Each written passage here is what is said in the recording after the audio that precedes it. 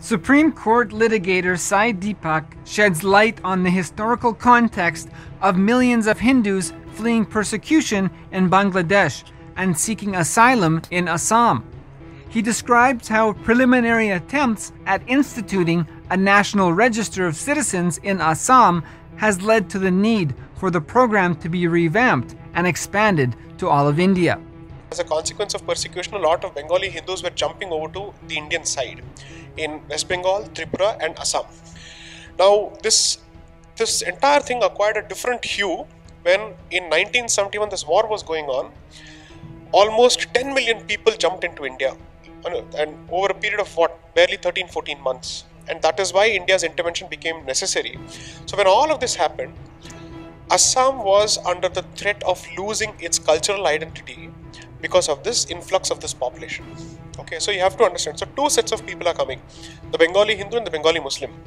The Bengali Hindu is coming to avoid persecution. The Bengali Muslim is coming because he has a larger plan, which is that either it must become part of Bangladesh or they must occupy this area. And this is not something that I am saying. There are multiple reports for it. So in 1931, the Superintendent of Census, C.S. Mullen, came out with a report exactly explaining this. And this has been used by the Supreme Court in its judgments on this issue. Then there was a report of 1998 of the governor of Assam who said the very same thing. So therefore, they decided to update the census of Assam and create a register. So the first census was undertaken in 1950 when Assam had a population of 80 lakh. So then they said that since the illegal migration population has gone up, we need a second NRC. That is why you're looking at this process. In a news report aired by Samaya TV broadcasting brutal attacks on the homes of defenseless Hindu monks, it is clear this is not an attack by some random band of concerned citizens. The group of attackers are all very methodical, almost like an organized and rehearsed sports team. They calmly issue and execute instructions. Members of the gang can also be seen casually chatting on their cell phones while they issue instructions to the other goons. It is clear this is a planned attack, and the TV station cameramen were just waiting to do the filming.